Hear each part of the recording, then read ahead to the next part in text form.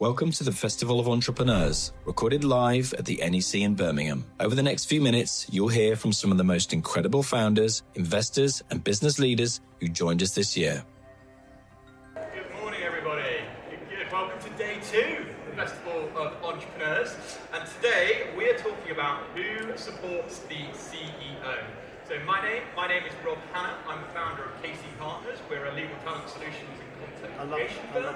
I'm also the host of the Legally Speaking podcast, which is the #1 podcast for law in the UK, ranked in the top 1% of shows in the world. And we're sponsored by an organisation called Clio, which is a legal tech business with a $3 billion valuation. And I'm joined by a star-studded panel today. And please kindly introduce yourself. Hello everyone, so my name is Rebecca Drew. I'm leading a business called Vistage.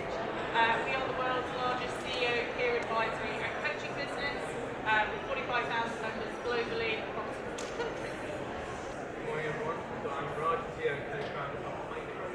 We're a human performance company pioneering low restriction wearables. Our products enable athletes at all levels to recover faster and perform better. We work with 300 pro sport teams across the world, including some of the greatest athletes on this planet. Off planet, we actually worked with NASA and SpaceX on 2 space missions so far. We were on Polaris Dawn last year and France 2 earlier this year. Thank you very much. Good morning, everybody. My name is Heba Bevan. I'm the CEO and founder for Very Limited. What we do, we have a low-power wireless sensor network with a neuromorphic chip, which is AI on the chip, and we monitor major infrastructures like tunnels, bridges, anything that human uses basically as a big infrastructure. We actually monitor, so we monitor the Crossrail, Tideway, MTR, Ler Theta in Hong Kong, as well Australian tunnels and water mains, Singapore jump flyover, and we make sure things doesn't collapse basically. So we provide a huge amount of data, and that data helps engineers to make a decision, and it gives them not just data, it's actually a prediction as well, how things are going during that construction. Thank you very much. My name is Darren O'Reilly and I'm the co-founder of Wholesup. Wholesup is a high-protein superfood shake. Basically what our philosophy is, when your foundations are strong, your potential is unlimited, and that starts with nutrition. So what we want to do is create a formulation that can support people on their busiest days. We've been nominated, our name Food and Drink Startup of the Year, and in a short period of time we've shipped over 450,000 meals across the UK and Ireland, and then to about 28 other countries around the world. So there we have it, folks. From looking after bodies to looking after bridges. Everything in between. That's what I love about events like this. Such diversity of business interests, such interesting things we can learn from startup founders and entrepreneurs. So let's get into it then. We're going to start from sort of solo founder to supported leader. I'll come to you first, Raj, actually. Because you left a career in banking, very successful one, to build your business. You're now used by, as you mentioned, over 100 elite sports teams. So what was the first moment you realised you couldn't do it alone as a CEO? So I think from day 1, to be honest, and actually I'm not a solo fan, I'm a co-founder actually, and actually that's really important I think. So I've got so much respect for anyone who's a solo founder of a business because it's so hard to do on your own. And one piece of advice would be, if you are starting any aspiring founders in here, would be to find co-founders. It's amplifies your network, the amount of work you do, people are going to live and breathing it, bleeding it with you as well. And then from a CEO perspective, so though I have co-founders, I am still the CEO, so they have different roles in that. My job's very different as well to theirs. And what you find in a high-growth startup like Hydro, where we're operating in kind of a blue ocean environment where no one's done what we've done before, you're constantly seeing challenges and issues that you've no idea what to do. And so you often have a problem today, which you'll find a solution for tomorrow. I've got to find that, and it's not going to all come from me. So I really value kind of collective intelligence around me, and that can be in the core team, that can be advisors, that can be coaches. And it's my job really as CEO is to find those people that I can leverage for intelligence, ask the right questions, and then to put it together. So we've got expertise in different areas, particularly where I'm weak in.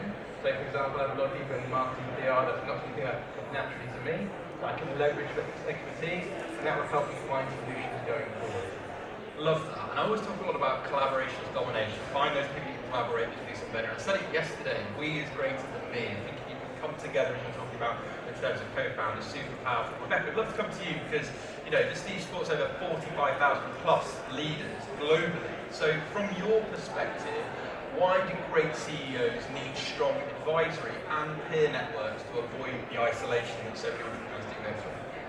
Thank you. So it can be very lonely as a CEO. I mean, even as a co-founder, I think you're out there on your own. You don't have all the answers. And I think really kind of great CEOs have the humility to know that. They have that growth mindset and they really want to go out and seek advice and perspectives from a diverse group of peers, quite frankly. And that's exactly what we do, essentially. We bring together those CEOs from non-competing businesses and create that safe space where they can, you know, kind of strategize with other people who don't have any vested interest in their business, quite frankly, other than just supporting another fellow leader. So it's really important. It's that sense of community as well, I feel. And, you know, I said it yesterday, you're only one connection away from potentially changing your life, maybe your business, maybe your aspiration. You can unlock that piece of gold. And Darren and I was talking about actually before coming on stage. And I'm coming to you now, Darren, as a former sort of very successful professional rugby player turned co-founder, what parallels do you see between needing a support team on the pitch and as building your business, basically? Yeah, it's a great question. I think the parallels are massive. So I've been fortunate enough to be kind of coached and managed by some of the best coaches around, so the likes of Michael Checker, Joe Smith, Mike Rudder, Conor O'Shea. What they always did was bring in outside support, give examples of teamwork, and then, like any great team, not one individual wins. You all win collectively or you all lose collectively. So when we look at building culture, and like the word culture gets bandied around a lot, particularly in startups, what you really want to be able to do is harness the right behavior pattern, understand what intrinsically motivates people to be the best version of themselves. So for example, some people are really motivated by the flexibility of time. So if they have a young family, being able to come in a little later to the office or leave a little earlier, but log on and maybe do that last little bit of work. Other people, it's all around money. Other people, it's around promotion and being able to do that. So if you understand what motivates individuals, and then give them the freedom to run whatever area of business that it's like what you said, Raj. So certain areas of business, I am definitely not the right person to be doing it, but you need to be able to give people freedom and motivation to be able to take complete ownership, and that's how you build the right team around it and also the right environment. And it shows that you genuinely care. I think they're not just a number, they're a person. And they change. So from my own perspective, having a legal headhunting business, we don't say we place somebody once, we place them for life. And maybe when they first start, they are interested in the money. Maybe they are prepared to do the hours. Maybe family life comes along and they're looking for that little bit more flexibility. And as an organisation, if people stay with you, you need to understand that their priority shifts, that getting home for bath time is their top priority actually at the moment versus maybe what's on the dial. And that improves retention, it just improves the overall culture, it's just a win-win all round. Okay, Heba, as again a founder yourself, when did you realise you needed help? Well, I wish actually somebody in the Raj told me that you need another founder, because I am a sole founder and I founded the business 12 years ago. But I was very fortunate enough from the age of 18 as an engineer actually worked in a massive company, ARM, which is very successful in terms of chip design and work. Amazing engineers throughout to actually help an architect with Cortex, which people use today in their phones. And I think that the major thing for me is always we needed people to connect and people to advise us and to lead us in a certain way. And it doesn't matter from your family, which is they probably don't understand exactly what you're doing, to people around you. But somebody is like Tudor Brown, which is the founder for ARM, I'm still in touch with him. He advised me on regular basis. Professors that during universities that I worked with, like Andy Turrell and as well as David Cardwell and David Howard. It's like they've been really there for me when we had some technical challenges and we needed certain people in the company from technicality and strategically you look for, as you said, it's basically where the holes, where the lacks, and you're trying to put a really good team around you to help out in strategic decisions and critical decisions and when you make it. And like I say, I always hire people who are better than me and they understand things that I don't understand, because you need really versatile of different people around you. So your team is a core, and having the right team is crucial. Yeah, and that leads nicely onto the next part of the discussion, which is the right kind of support, because advice is great, but bad advice is actually devastating. I'm talking from experience, and I say specific is terrific. So, Raj, at Hydro, scientific rigor, credibility, absolutely key to what you're about. So how do you choose the right advisors and experts to support you at scale? Yeah, so I think again it's that point about understanding the gaps that you have in your own team and your own knowledge, but also finding the right people is often, like as it is with hiring, it's kind of fraught with difficulty as well. And one of the things that we do is firstly look to our own network for the relevant individuals, so we have a referral to that. And then we like to do a Hydro, it's almost try before we buy. So can you work with them for a short period of time, see how they fit in? Because lots of people come to startups, especially when you see your Hydro saying, we can take you to the next level, we can do this, and we want 1% of the business. And it's like, you don't know what outcome's going to come from working with them. So we often like to have a period of time working together before we commit to a long-term relationship. And actually what we've seen is a lot of our advisors that start off investors, which is a great way to start as well. So they've actually really believed in what we're doing. They put money into the business. We then work with them for a bit, and actually like our chief strategy officer at the moment, she started as just an investor. And that's a great way to go. Yeah, and they've got skin in the game, and when it's the bad times, they still care. They don't go running because they're invested in it, and I think that's important, stickability as well.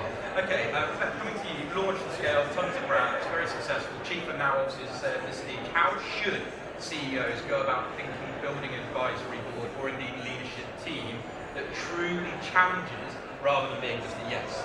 Yeah, I think it's so important because you don't want to create an echo chamber of just people that are validating your own thoughts.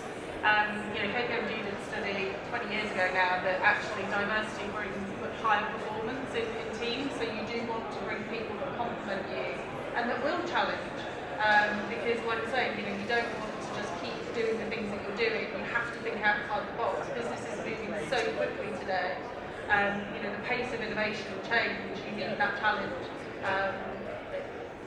Nothing changes if nothing changes. And I've seen it time and time again. People keep getting the same result, or they keep agreeing on the same principles. As we need to bring in that new energy that probably are going to, provide feedback, even if it's from a negative or constructive way. And you need to find a way of actually utilising that fuel to take the business forward. So, Darren, coming back to you, why is it important for people outside of your business who challenge you from the leadership and actually the direction you're taking? Oh, look, it's critically important because everybody can strategize internally. But sometimes you need to be able to see the wood for the trees. And for, like Raj's point, we've been fortunate enough to bring on some really good board advisors as well as investors. So one of the more notable people is we've got Frank Leeson, CEO of Iron Market, has a $10 billion market cap and has taken on NAS in the US. But the reason why I really wanted Frank to be involved in the business was, one, he's a killer. He knows exactly what he wants and how he wants to go about it. But he also has scalability. He's managed organizations of up to 4,000, 5,000, 6,000 people. We're a lean team. Like when I say lean, we're really lean. But he's also able to help bridge the gap from uncertainty to certainty pretty quickly because he's seen where other businesses have made that mistake. We're extremely fortunate to have somebody like him in the business, but I would really encourage everybody in the room, if you're looking for support, use your network, reach out to people. It was a cold outreach to Frank, that's how our engagement started. Then I introduced him to another person on our board, and then the main thing is be coachable. Be able to listen to what these seasoned entrepreneurs and CEOs are able to advise you. Unless you're going to be coachable, there's no point having them. So it's a double-edged sword. You want them in, you want their investment, you want their advice, but if you don't listen to it, it's a waste of time as well. So you've got to be open to being coached. I think that's the big thing that Frank likes about our business. And it's so true because you always need to drop your ego, and be humble and be open to being humble because there's a reason you want them in the room. all that expertise and wisdom, and all these are buzzwords, but the reality is they've been there, done that, and they can get so much there faster and so much quicker in a smarter way. So really great point, thanks for sharing that. Heba, coming back to you, how did you choose, you mentioned loads of people earlier that hugely successful, how did you choose the advisors and structures that gave Atterbury the strongest foundation? So Atterbury, right now we are 12 years, and our advisors as well, they do change over the period, because at different stage of the business you need different people. And sometimes I'm going to go slightly kind of different in one thing. Sometimes you have to as well trust your instincts and challenge the advisors. And I remember when we bought our factory in Leeds, and during COVID, and I had to go all the way to find the right place. At that time, when everybody said, "Oh, this is a biggest problem. It's a very risky because buildings now all empty. How this is going to scale?" It was actually very crucial for us, and I didn't get too much support at that time. But in the same time, I said, "Challenge me. It's the time. If we don't do it, we can't scale. We can't go bigger. We have huge amount of challenges as a scale up to adapt the technology and move on in production. So we're trying to do that. And right now is an opportunity for us to have an amazing building. It's 1886. Used to be factory in Leeds. It's right in the heart of the city, 2 minutes walk from the train station. You can get King's Cross to Leeds within 2 hours when you are from door to door. And it's a great thing. So we're like, okay, we are in the right place. We have very good universities. We can actually see it as a home for us. So the support then, okay, what is the challenges? How the challenges being taken? How the advisors looked at it? And they listened to my opinion at that time, and then they said, okay, we're going to have a really hard time to scale up the business because a huge amount of money is going to go to one part of it, which is the manufacturing, which is it did happen. We did have a huge amount of challenge for that, especially I would say in the UK. We really need to look at manufacturing in a different way. So and sometimes, and it did work, and I think we trusting your instinct sometimes it really helps as well to challenge these people who are surrounding you. But it's during that time we started picking who can help with recruitment. So we've got somebody who is very experienced, and he led Neil Dickens. He actually managed to get us a really key person during that time. We worked with other people on strategic, some of my ex-colleagues in ARM. I told them, it's like, okay, we need that part of the business and that strategy to go in to different markets because we are expanding in the Middle East, we're expanding in the US. So how can we tackle these areas? And that experience as well comes in with these advisors, which is important. Yeah, no, you're right, it is right to challenge, and Leeds alumni here, so I'm sold on Leeds, so I love my time there. Again, mental, these people that have come in and back yourself, but equally if there are people that have got sound advice, make reasonable decisions. Okay, we're going to go to the third and final part of the session. If we do have time, we're a little bit tight for time, we will try and take a couple of questions at the end, so if there is something burning, please do try and get them ready. We're going to go to leading with purpose while staying supported. Raj, back to you now. Startups are rarely a straight path, and against something like that. How do you stay resilient as a leader while balancing the weight of expectations from your teams, customers, and as you mentioned, investors? Yeah, so I think resilience, first thing, resilience and probably I'd say consistency are two of the absolute must-have traits for founders. If you can't take a no or rejection, don't be a founder. You get that time and time again, particularly in a funding journey. And I think that's again where your team comes around it and people advisors. So where you can rely on and lean on people around you. So like if we're getting investors, for example, is a really important part of the journey, and having a good relationship with investors is critical to it. So we can come to them with problems when we have tough moments, and the same with the core team as well. So you want to have people you can lean on so that you've supported at all times. And I think that's the thing that gets you through it as well. So you're absolutely right, it's never linear, it's always up and down, you have different problems. And if you have that network, that collective intelligence I talked about, that will help you get through those difficult moments. Yeah, and as cliche as it sounds, tough times don't last, but tough people do, right? And I think if you can get through those moments, it's beautiful on the other side. Okay, Rebecca, coming to you now, because you're very passionate about diversity and inclusive leadership. How can CEOs lean on communities and networks to help them grow as authentic, purpose-driven leaders? Yeah, I think it's such an important question. It's so interesting because I think we were having this conversation 20, even 10 years ago. Authentic leadership wasn't the kind of thing. So for me, it's about, if you're going to show up with purpose and authenticity, it's about how do you connect and how are you showing up vulnerably. And I think that's really important for your team to kind of like see that vulnerability. Because that's really where the kind of like the magic happens, and you build trust with the team.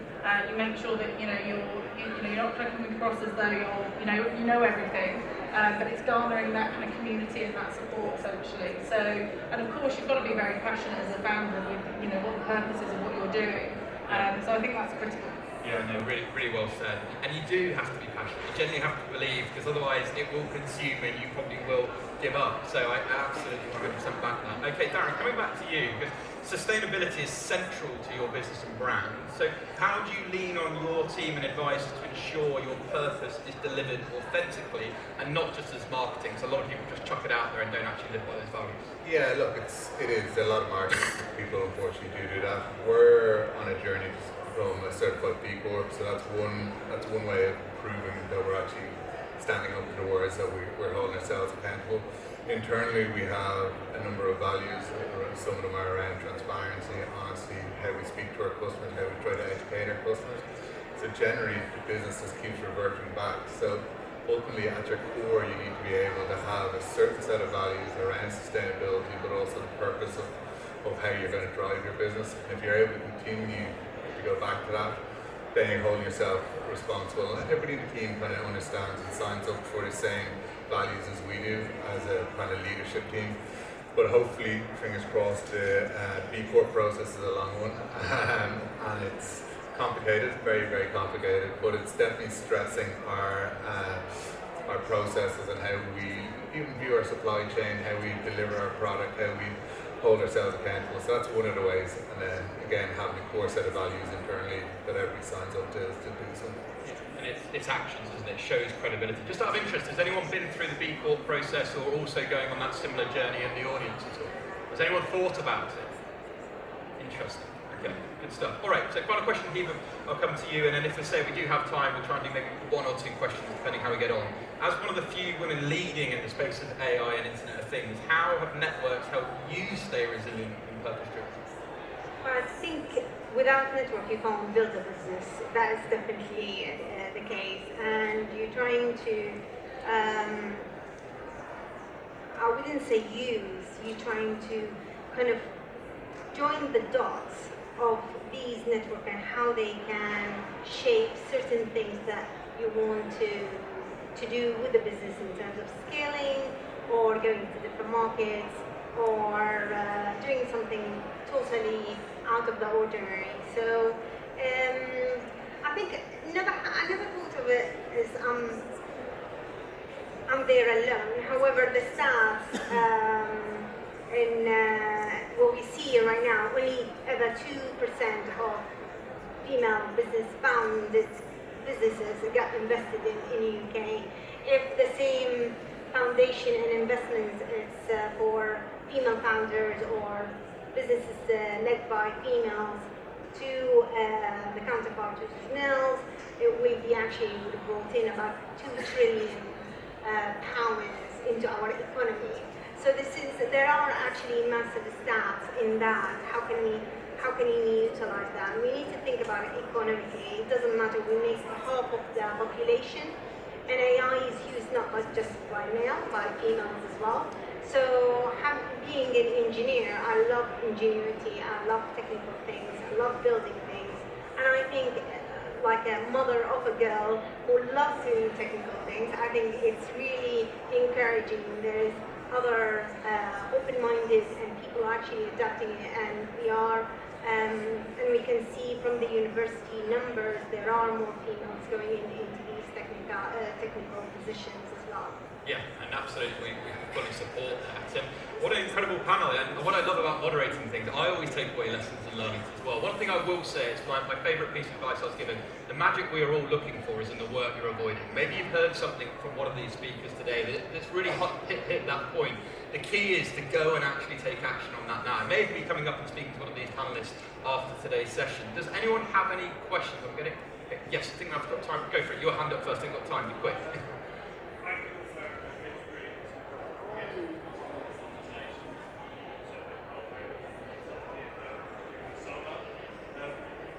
What was the process like for bringing on a co-founder and putting together equity, and just if you could talk out of that process, what you've all been through? Just been trying to launch a business and launched it softly for 2 years, and now I know that I need to bring on a co-founder to help with like the digital marketing and really grow that side.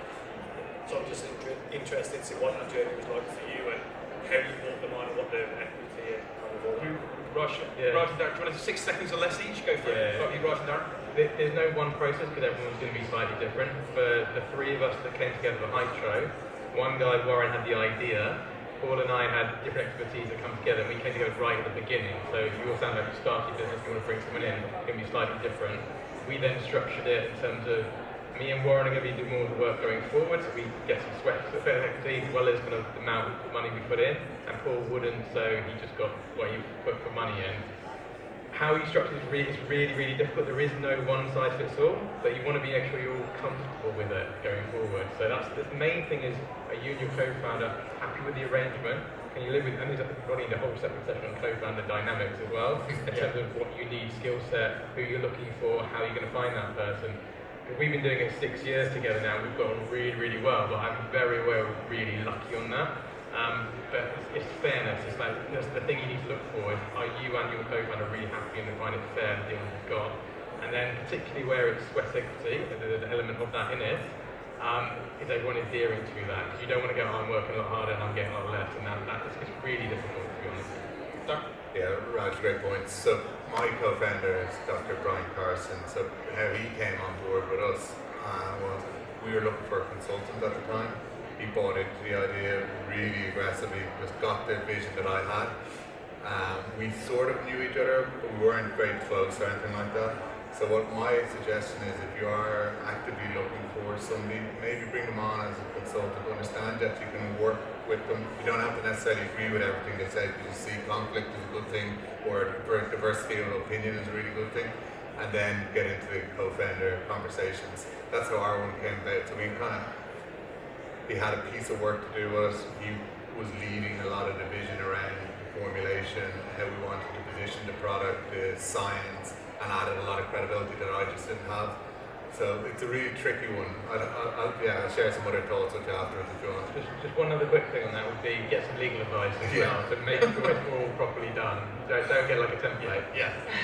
do not use ChatGPT for this. Yeah. As someone who's in that space, I would agree. And I would just add, from actually doing it the wrong way, if you have a co-founder where you have the same idea, that's not the best way to go about it. I think having the same values. What I mean by that is you could both want to scale and exit business, you could both potentially want to do this particular segment of the market, but if the values are different to that, that will make your toxic culture, people will leave you, you'll have terrible turnover. So don't just recruit on having the same goal. There has to be some base level of value alignment. You can disagree and have challenges, but if the values are completely off, your business will never make it. And that is probably the biggest piece of advice I can give to anybody. If you get the co-founder wrong, you basically start from scratch again many years down the line. I'm sorry, I don't think we have time for any more questions, but these guys will hopefully be around afterwards just to take questions. So I just want to say thank you so much, everyone, for joining us today. Thanks for watching this special episode from the Festival of Entrepreneurs. Our mission is simple: to help founders and business owners grow faster, think bigger,